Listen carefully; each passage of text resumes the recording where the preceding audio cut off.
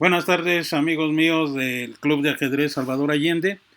Estoy aquí en una emisión de curso entrenamiento de ajedrez, estrategia para nivel intermedio de nuestro equipo o de nuestros seleccionados de Iztapalapa. Este día, bueno, no lo iba a hacer porque pues es un día que es el 15. Pensaba dejarlos descansar, pero de todos modos lo voy a hacer corto, nada más vamos a ver unas cuantas cosas para afirmar lo de la lección pasada.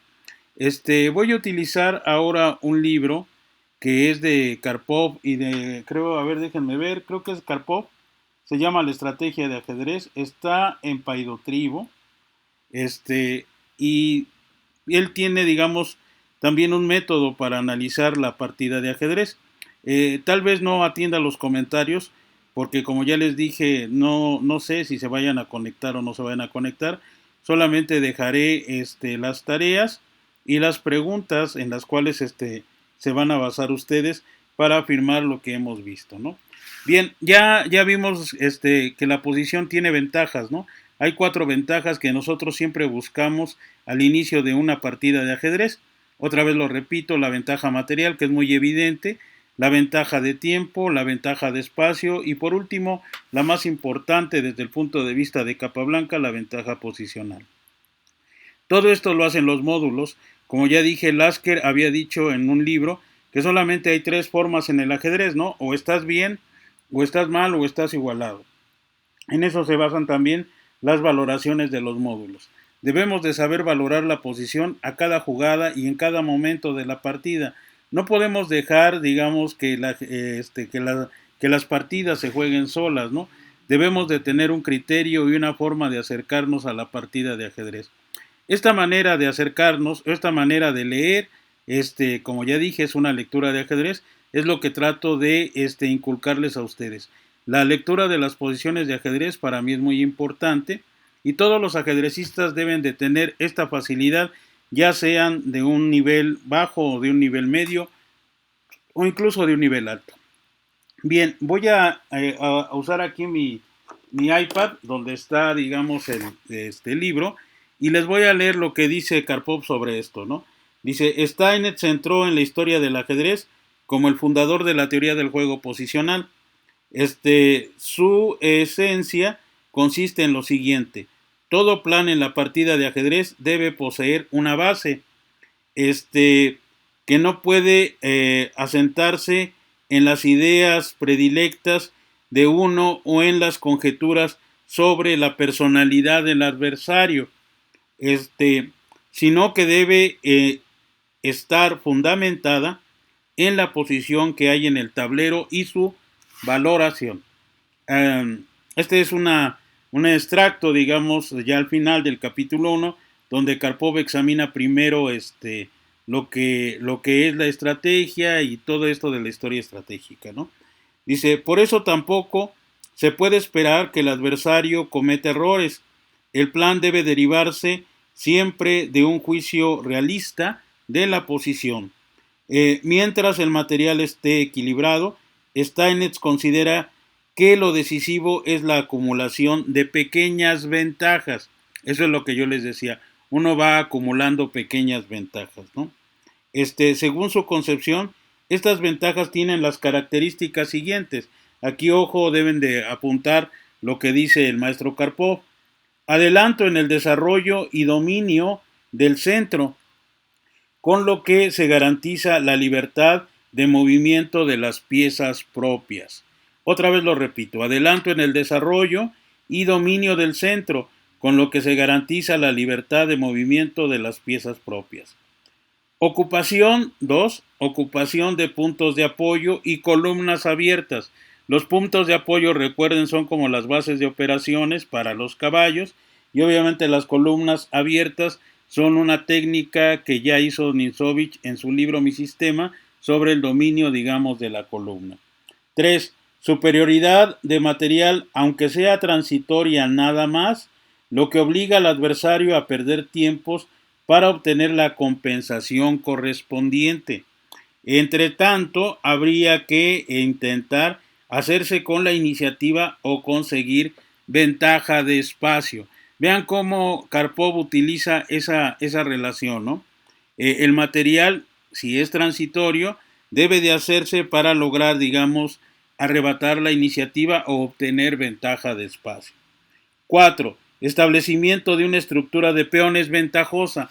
Esto ya es actual. Esto ya no está, digamos, en Philidor, aunque Philidor fue el primero en ver esto de la estructura.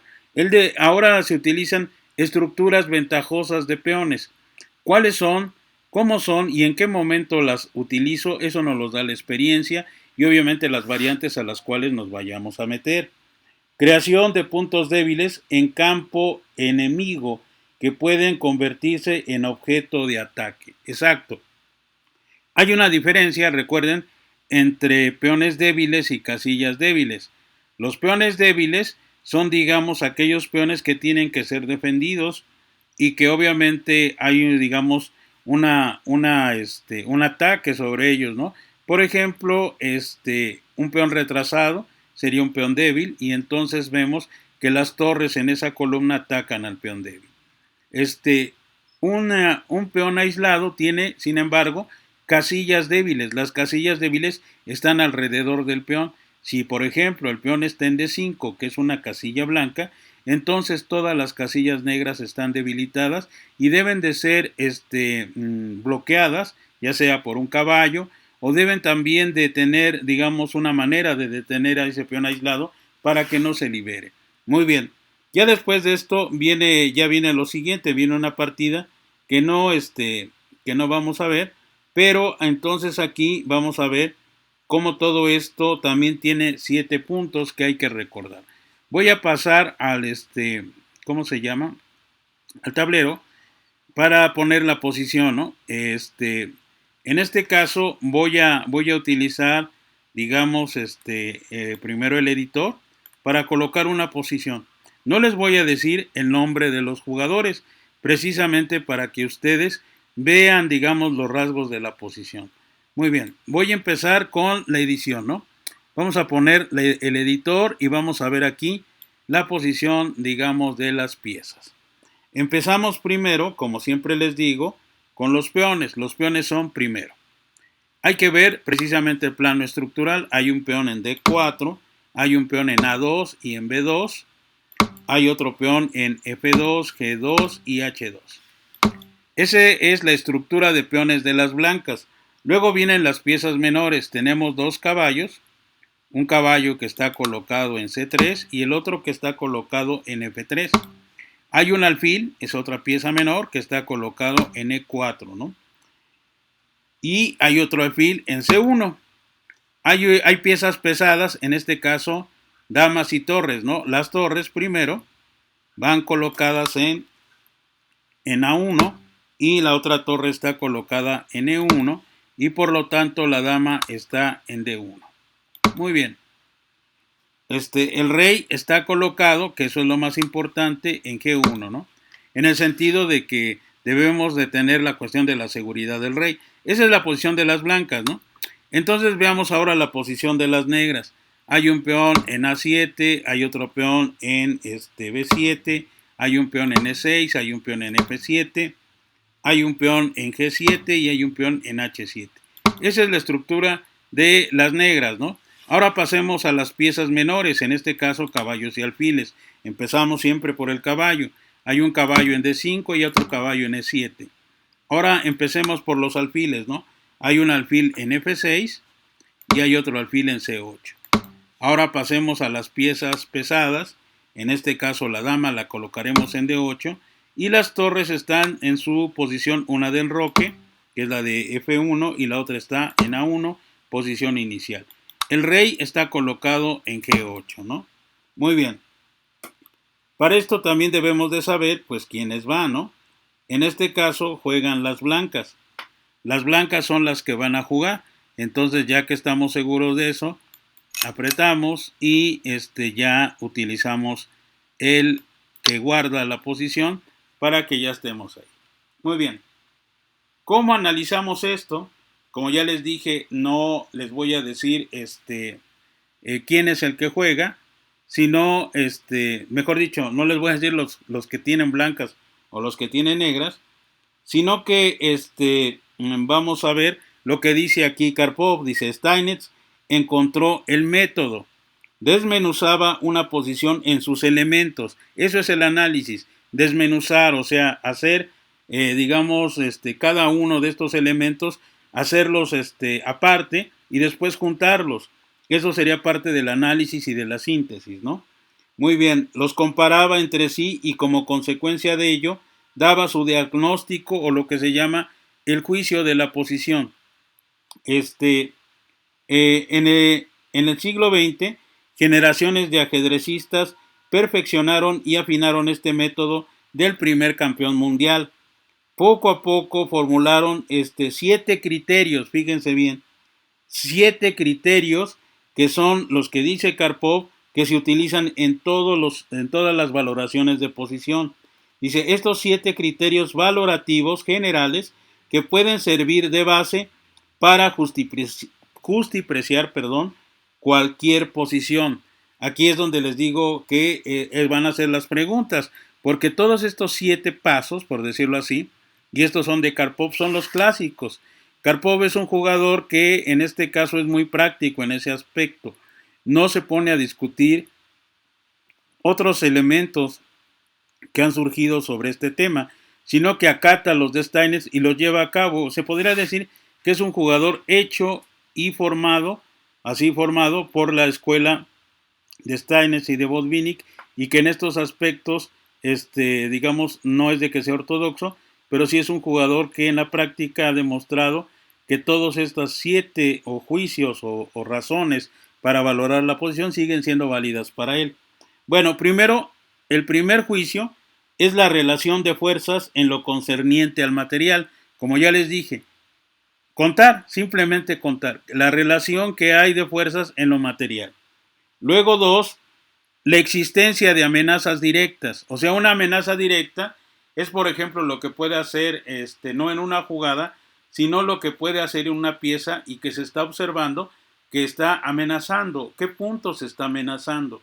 No que lo vaya a hacer en este momento, pero sí es una amenaza que puede ser considerada como una amenaza directa, ya que con la colocación de otras piezas haría que, digamos, ese punto tuviera, digamos, 2 piezas contra 1 o 3 contra 2, etcétera, ¿no? Y así va surgiendo la combinación. Entonces el punto 2 es la existencia de amenazas directas. El punto 3 es la situación de los reyes, peligros que les amenazan, en dónde están colocados y obviamente cuál de los 2 reyes estaría más seguro y cuáles serían, basado en las amenazas directas, este tipo de situación en la seguridad de reyes. Entonces el número 3 sería la situación de los reyes, obviamente, y los peligros que les amenazan, ya sea en el enroque corto, ya sea en el centro o en enroques opuestos, que son las 3 situaciones de reyes. El número 4 sería el dominio de las líneas abiertas. Por líneas abiertas consideramos no solamente una, sino 3, ya que un tablero está hecho de 3 líneas, de diagonales, de columnas y de horizontales. Entonces debemos de saber si en esas líneas están las piezas que deben dominar.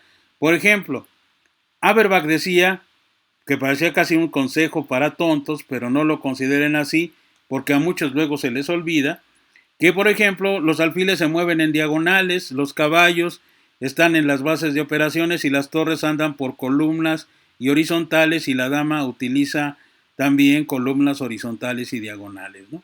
Muchos lo veían ofensivo, pero Auerbach en su estudio sobre el final decía que eso se tiende a olvidar cuando se llega precisamente al final. A veces quieren que un alfil tenga como cualidades del caballo y no se puede, ¿no? Muy bien, entonces el dominio de las líneas abiertas. ¿Quién domina esas líneas? Luego, el 5, que es lo importante y por lo cual el ajedrez es muy complejo, es la estructura de peones. Y la estructura de peones nos va a dar casillas fuertes, como yo les dije, y casillas débiles. Esto tiene que ver con mi sistema, en donde hablan de la sobreprotección del punto fuerte, o sea, de la casilla fuerte. Esto se va a entender mucho después, hasta que vean por medio de la práctica por qué ese punto fuerte es necesario no solamente cubrirlo, sino pensar en que todas las piezas pasen por ese punto fuerte.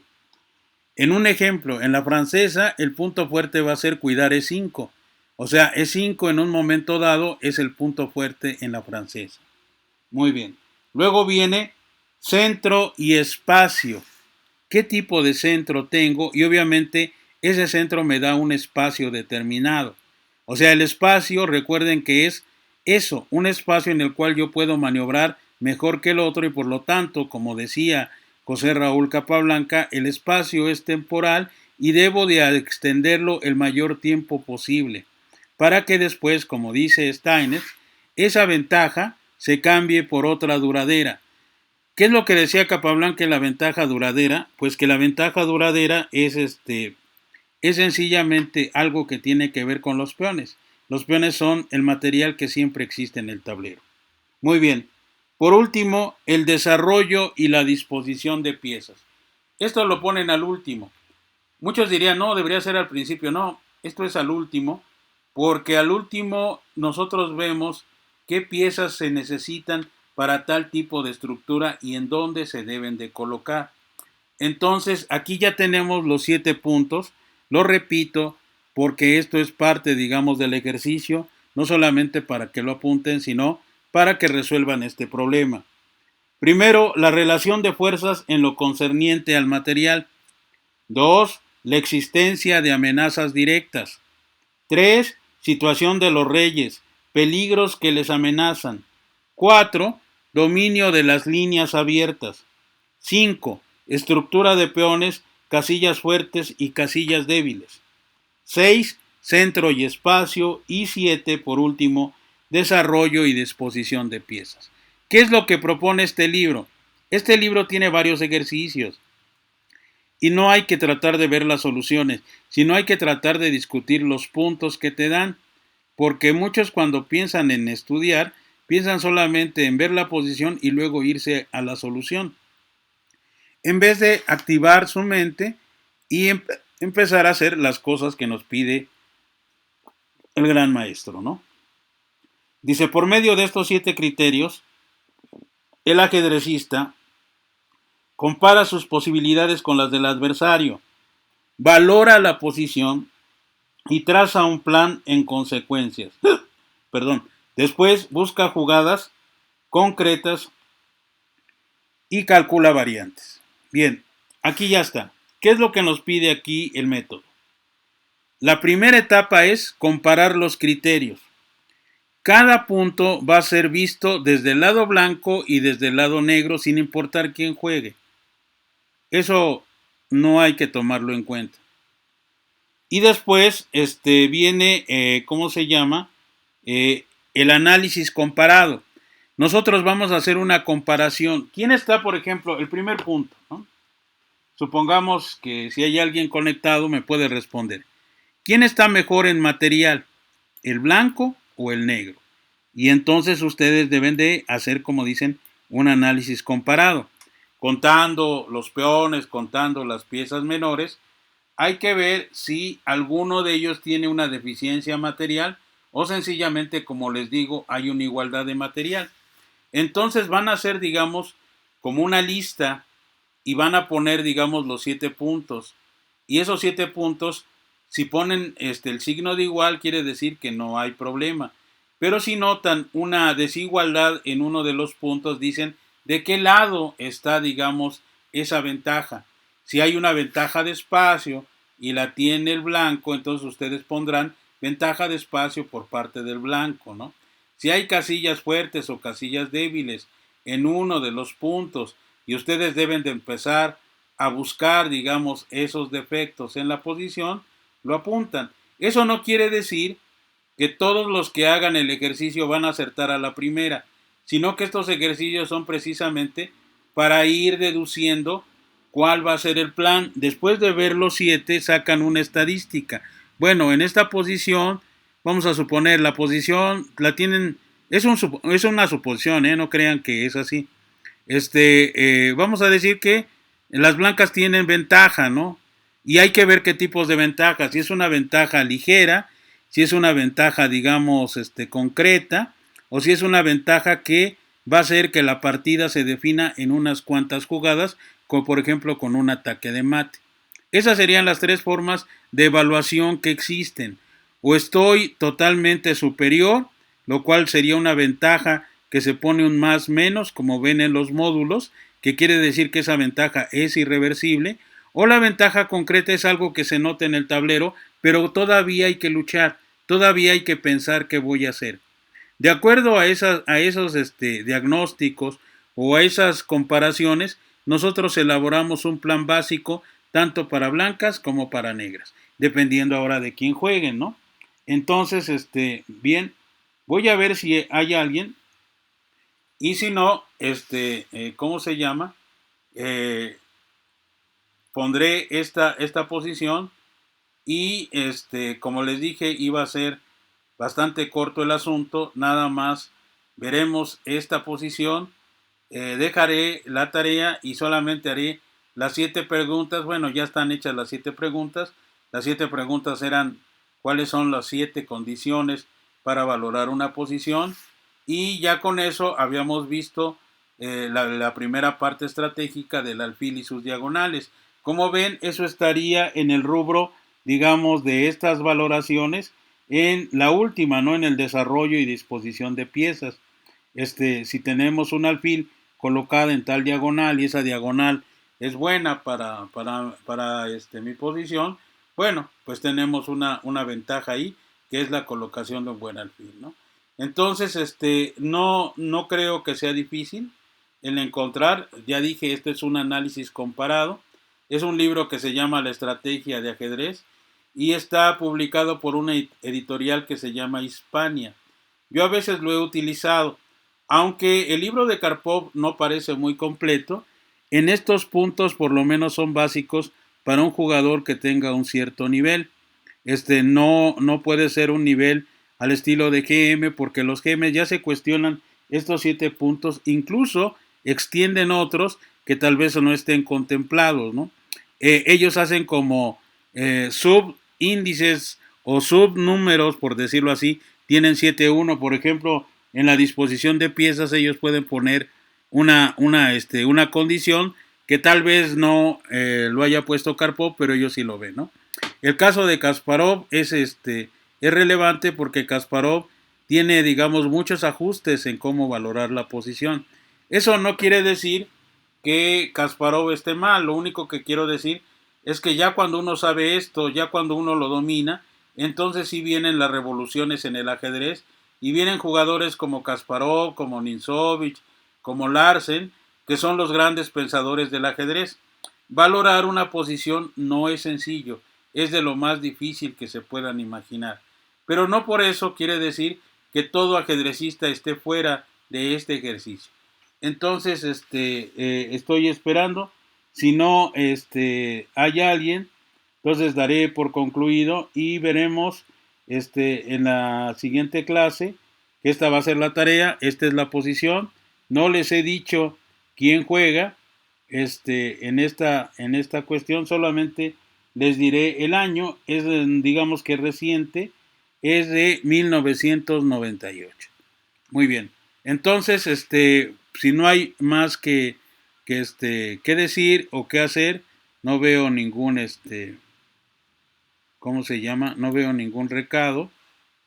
Entonces, como ya les dije, por ser 15 de septiembre, no pensaba extenderme más allá.